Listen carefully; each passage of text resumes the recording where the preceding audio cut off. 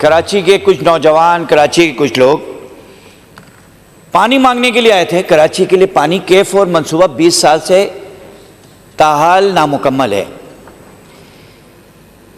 बिजली का मुतालबा था, सड़कें और इंफ्रास्ट्रक्चर का मुतालबा था। यही मुतालबात थे ना, बुनियादी मुतालबे थे कराची के लिए। कराची के जो फाइनेंशियल हम देते हैं उसमें से कराची का हक दिया जाए। कराची जो पे करता है उसमें सबसे पहला हक कराची का है। कराची शहर सूबे सिंध का कैपिटल है, सबसे बड़ी आबादी का शहर है, आलम इस्लाम का सबसे बड़ा शहर है।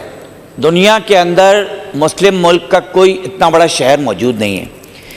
उसके जवाब में क्या पानी मांग रहे थे। ये है वो एक्सरे फरहान नाम के उस नौजवान के टांग का जिसका फ्रैक्चर हुआ है। ये हैं वो बुजुर्ग जिनके सर पर हमारे अमन कायम करने वाले पुलिस ने ये इनका हाल किया है।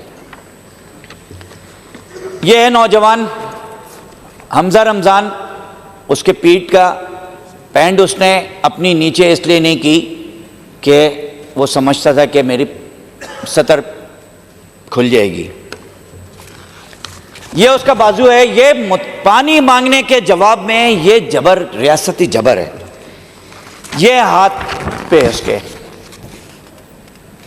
क्या करें, क्या करें, हक भी ना मांगे, क्या करें। ये असम्बली अगर है, मैं यहाँ का मेंबर हूं, तो यहाँ कानून साजी होती है ना। क्या हम यहाँ पर कराची वाले वहाँ पे आ भी नहीं सकते एहतजाज करने के लिए? इसके बाहर मस्जिद खिजरा से हमारी रैली शुरू हुई थी और आप यकीन करें मीडिया ने देखा है, वहाँ से यहाँ तक मैं सबसे आगे बैनर पे था मौजूद। कोई एक फूल भी अगर किसी ने बीच में रास्ते में तोड़ा, फूल की बात कर रहा हूँ मैं, पत्ते की बात कर रहा हूँ। फिर ये क्या हुआ? फिर क्यों ये कहाँ जाएं कराची के लोग? क्या करें? एहतजाज भी ना करें? एहतजाज का कानूनी और आईनी हक भी हम छीनना चाहते हैं क्या? हमारी हुकूमत छीनना चाहती है। मैं बहुत एहतियात के साथ देखें, कराची में गम गुस्सा पाया जाता है। सही है, इंफ्रास्ट्रक्चर तबाह है। मैं नहीं करता कारकर्दगी की बात 18 साल से। चौथी दफ़ा आपकी हुकूमत दोबारा बनी है ना। किससे करेंगे? सिंध हुकूमत से ना करें तो किससे करें मुतालबा? फिर अगर लोग इधर उधर जाते हैं तो आप कहते हैं कि इधर उधर की बातें कर रहे हैं। जमात इस्लामी वो बात नहीं करती। जमात इस्लामी कहती है इस शहर को इसके बाइख्तियार शहरी हुकूमत दे देना। मेयर तो आ गया ना, अब उसी को बाइख्तियार बना देना, डिवॉल्व कर दें 140A को नीचे तक। चेयरमैन टाउन और यूसी, हमारे टाउन तो चेयरमैन कम है ना, आपके टाउन चेयरमैन ज्यादा हैं। इसके जवाब में जो तशद्दुद किया गया, जबर किया गया, वो अलग है। फिर इन्हीं के खिलाफ यानी एक हफ्ते के अंदर 2 दफा मुझे गिरफ्तार किया गया और हफ्ते के दिन तो मुझे लॉकअप भी कर दिया। मेरा मोबाइल मुझसे छीन लिया, मुझे लॉकअप कर दिया। मुझे नहीं मालूम, ज़ाहिर है किसी का फ़ोन गया होगा कि इनको लॉकअप से बाहर निकालें, और मुझे लॉकअप से फिर ज़बरदस्ती बाहर निकाला। मैं अपने कारकुनान के साथ इस FIR में 780A की FIR में मैं नामजद होना चाहता था, क्योंकि वो जो दहशतगर्दी कर रहे थे ना, उनकी सरपरस्ती मेरी दावत पे तो आ रहे थे सिंध असम्बली, मैं तो उनको लीड कर रहा था। मेरा नाम 780A से निकाल दिया। क्यों निकाल दिया? वो कारकुनान वो तो बेगुनाह है। अगर उन्होंने गलत काम किया तो उनको उकसाने वाला तो MP है आपका, इस असम्बली का मेंबर है, जिन्होंने उनको दहशतगर्दी की बकौल आप कह के दहशतगर्दी। मैं फिर कह रहा हूं कि ये उनकी तस्वीर है। 780A इनके खिलाफ कटी है। 780A 4 इंजीनियर हैं, 1 आलिम दीन है, 2 उसमें मास्टर्स हैं, 3 उसमें बिजनेसमैन हैं। मैं चाय का इंपोर्टर हूं, बिजनेसमैन हूं। मैं उनको लीड कर रहा था और 2 बाप ऐसे हैं उसके अंदर कि जिनके बच्चे उनके साथ हैं और दोनों पे FIR कटी है। कोई बच्चों को लेके आता है दहशतगर्दी करने के लिए, कोई इंतशार पैदा कर, और वो दोनों बाप और वो दोनों बच्चे मारूफ अनवर, इंजीनियर मारूफ अनवर, और उसका बेटा वो भी इंजीनियर। अभी 3 महीने पहले उसकी शादी हुई है बच्चे की, 20 साल का बच्चा है। अपने बच्चों को कौन लेके आता है दहशतगर्दी कराने के लिए? फहाद हमारा दूसरा है, उसका बेटा भी उसके साथ है। 4 तो ये बाप बेटा हैं। फिर मेरे साथ जब मैं बात करने के लिए गया तो मेरा कोऑर्डिनेटर अंसारुल्लाह खान जो एक यूसी का चेयरमैन है, मैं उनको आखिर वक्त तक कहता रहा ये मेरा कोऑर्डिनेटर मेरे साथ आया है बात करने के लिए कि हमारा धरना खत्म हो गया है, आप इनकी गाड़ियां और मोटरसाइकिलें इनको उठाने दें। मुझे तो छोड़ दिया, उस मेरे कोऑर्डिनेटर को जो बिजनेसमैन है उसको 7ATA में बंद कर दिया। यार वो तो मेरे साथ था, मेरी सपोर्टिंग, मेरी बात करने के लिए एसएसपी के पास मेरे साथ जाने के लिए आया था, उसको गिरफ्तार कर दिया। मैं कहना चाहता हूं कि बहुत हो गया है, बहुत हो गया। सियासी लोगों के साथ ऐसे ट्रीट करेंगे तो आप भी सियासी लोग हैं ना, फिर कल को कोई और आएगा वो भी करेगा। इस रवायत को ख़त्म करें। एहतजाज हो सकता है, मैं यहां पे खड़े होकर आपको बहुत कुछ कह सकता हूं, आप यहां पर माइक खोलेंगे मुझे बहुत कुछ कह सकते हैं। ये जमहूरी रिवायत है, ये जमहूरियत का तरीका है। लेकिन जमहूरी लोगों पर 7ATA इंसदाद दहशतगर्दी की दफा लगाना, मैं चाहता हूं, मेरी बात भी हुई है, मैं चाहता हूं कि इस रवायत को ख़त्म करें, इस रवायत को ख़त्म करें। बंद करना है ना तो आप अभी ऑर्डर करें, 7ATA मेरे खिलाफ करें, मैं जाता हूं। मैं आपसे वादा करता हूं कि मैं जमानत की भी दरख्वास्त नहीं लगाऊंगा 7ATA की, उनको छोड़ दें। लेकिन मैं उनका सरपरस्त था, मैं लीड कर रहा था, आप हर वीडियो में देख सकते हैं मैं उन सबसे आगे था। अमीर कराची आगे थे हमारे, मैं उनके साथ खड़ा था ना, मेरे ऊपर काट दें FIR। अगर वो दहशतगर्दी कर रहे थे तो मैं कर रहा था दहशतगर्दी। इस हाउस के मेंबर को आप क्यों बचा रहे हैं? उन कारकुनान को मैं क्या मुंह दिखाऊंगा? वो मैं जब निकल रहा था तो मुझे शर्मिंदगी हो रही थी, मैं थाने से 3 घंटे तक निकल नहीं सका इसी वजह से। वो मुझे जबरदस्ती बाहर निकाल लेते कि आप जाएं। इस कराची को कम से कम हक नहीं देते तो एहतजाज का हक दे दीजिए। तुम इनकलाब की लहरों को रोकते ही रहो, तुम इनकलाब की लहरों को रोकते ही रहो।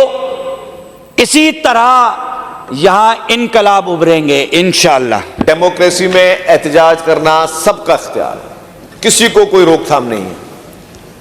लेकिन एहतजाज की आड़ में पब्लिक की इमलाक को या लोगों को तकलीफ पहुंचाने का इख्तियार भी किसी के पास नहीं है। अब फैसला कर लेते इसी असेंबली में बैठकर, क्या करें?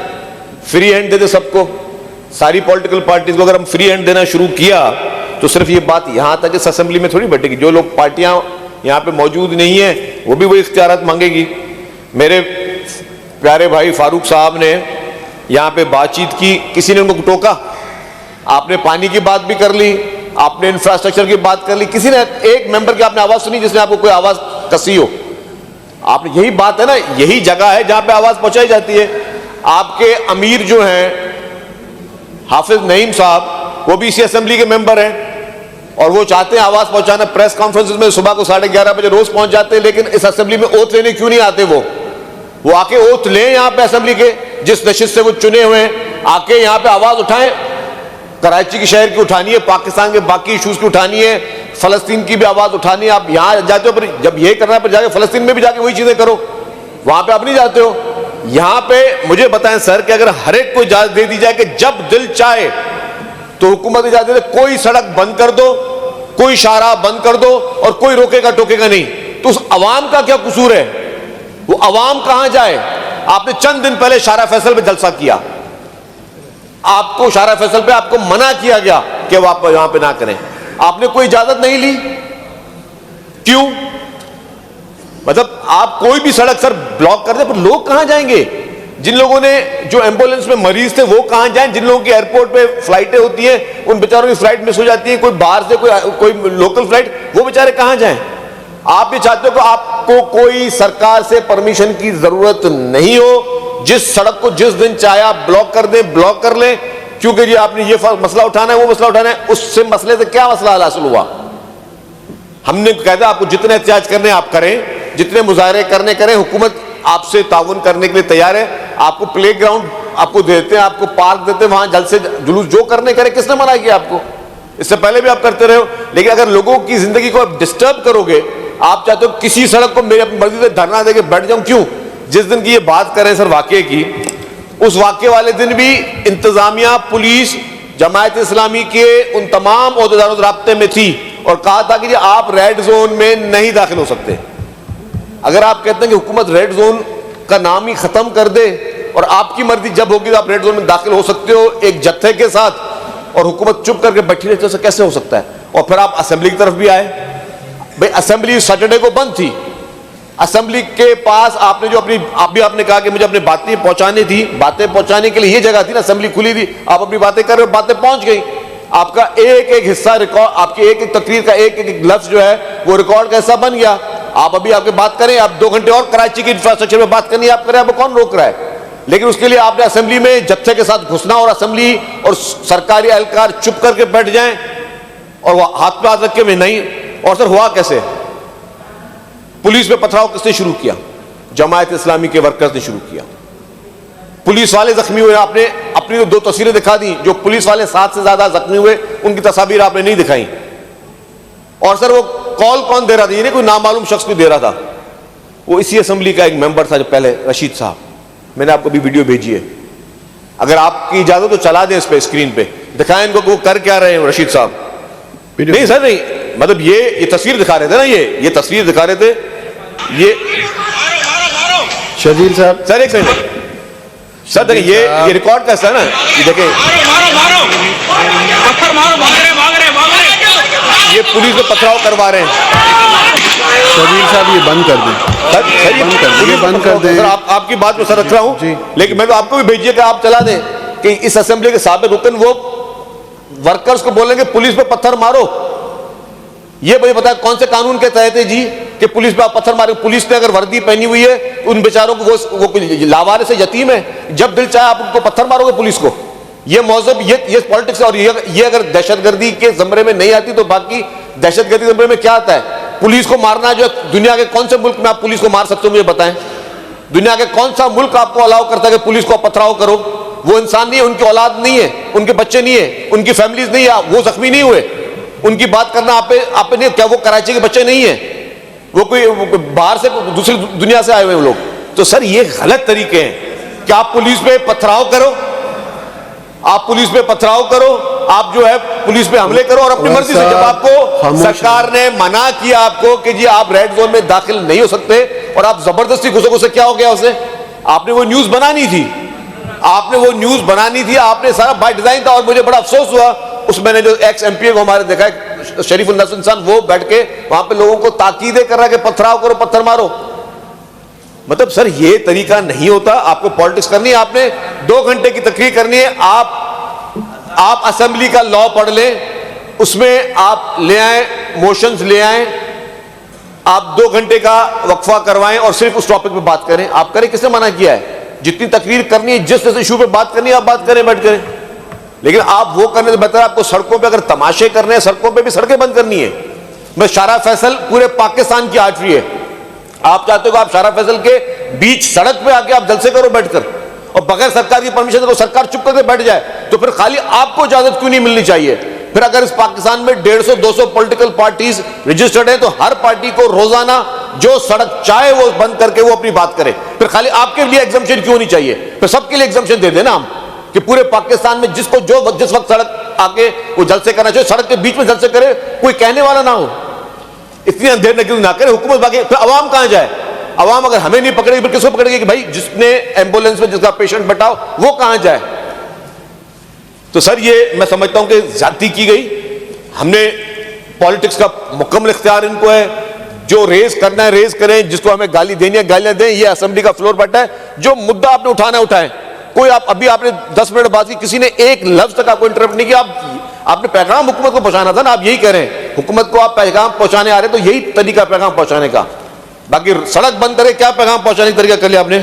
फिर आपने दूसरे दिन कल बोला कि 10 शहर में 10 जगहों पे धरने देंगे। सर और कल धरने दिए 10 जगहों पर, क्या फायदा हुआ उससे मुझे बताएं? धरने देकर आपने क्या क्या किया? तो मुझे बता, तो धरने देने से आप जो है लोगों को परेशान कर रहे हैं ना। आप कराची के लोगों की खिदमत तो आज तक आपने की नहीं, कराची के लोगों की खिदमत आपने आज तक की नहीं। कराची के लोगों को तकलीफ देने के लिए आप 24 घंटे आप तैयार रहते हो।